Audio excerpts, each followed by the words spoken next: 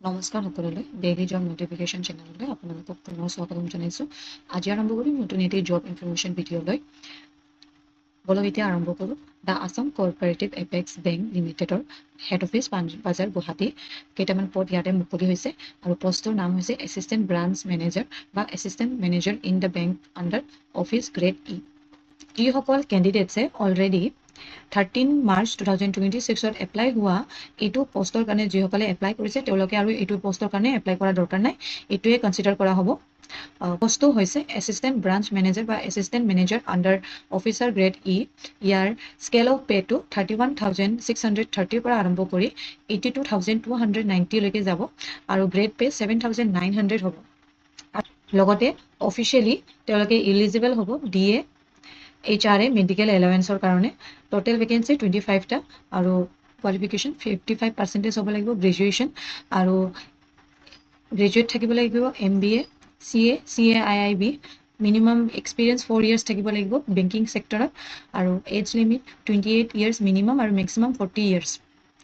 Selection প্ৰচেছটো direct personal ইণ্টাৰভিউত হ'ব। Application ফি Assam cooperative apex বেংকত 1,000ৰ ড্ৰাফ্ট কাটিব লাগিব। এতিয়া আপোনালোকে কেনেকৈ এপ্লাই কৰিব?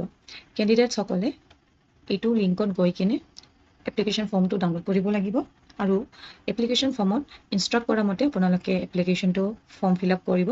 এটা recent photo passport size photo দিব লাগিব আৰু তাতে চাইন দিব লাগিব। আপোনালোকে চেল্ফ এটাষ্টেড কপিজ দিব লাগিব এডুকেশ্যন কোৱালিফিকেশ্যনৰ SSLC pass certificate marksheet experience certificate job প্ৰফাইলছৰ পিৰিয়ড অফ ছাৰ্ভিচ এটচেট্ৰা আৰু এজ প্ৰুফৰ কাৰণে বাৰ্থ চাৰ্টিফিকেট নহ'লে SSLC admit card caste certificate আৰু কম্পিউটাৰ চাৰ্টিফিকেট আৰু আপোনালোকৰ যদি যিকোনো কোৱালিফিকেশ্যন আছে সেইটো দিব লাগিব। এপ্লিকেশ্যন ফৰ্মটো তলত দিয়া এড্ৰেছত আপোনালোকে চেণ্ড কৰিব লাগিব আৰু ৰেজিষ্টাৰ বা স্পীড পোষ্ট নহ'লে হেণ্ড ডেলিভাৰী দিব লাগিব আৰু এনভেলপৰ ওপৰত আপোনালোকে applications for the post of assistant manager ABM বুলি লিখি দিব লাগিব। চিলেক্টেড কেণ্ডিডেটজন ভেলিড ডিছচাৰ্জ চাৰ্টিফিকেট এখন দিব লাগিব প্ৰেজেণ্ট এমপ্লয়াৰৰ পৰা জইনিং হোৱাৰ আগতে আৰু জেনেৰেল কণ্ডিশ্যন এইটো যে তেওঁ এজন ইণ্ডিয়ান হ'ব লাগিব আৰু লোকেল লেংগুৱেজ জানিব লাগিব আৰু কেণ্ডিডেটজন প্ৰপাৰ চেনেলেৰে এপ্লাই কৰিব লাগিব এপ্লিকেশ্যনটো।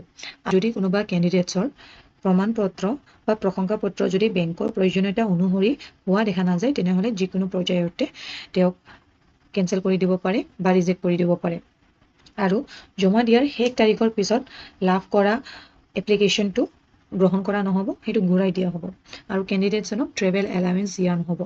ইয়াৰ ইম্পৰ্টেঞ্চ ডেট এইটো যে কেণ্ডিডেটছে 5টা বজাৰ আগত 30 জুন 2026 দিনা জমা দিব আৰু পাৰিলে আপোনালোকে সোনকালে এপ্লিকেশ্যন ফৰ্মটো জমা দিব। আজিৰ কাৰণে এইখিনি আছে। ভিডিঅ'টো শেষলৈকে চোৱাৰ কাৰণে অনেক ধন্যবাদ।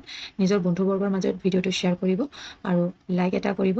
চেনেলটো ছাবস্ক্ৰাইব কৰিব নাপাহৰিব। ধন্যবাদ।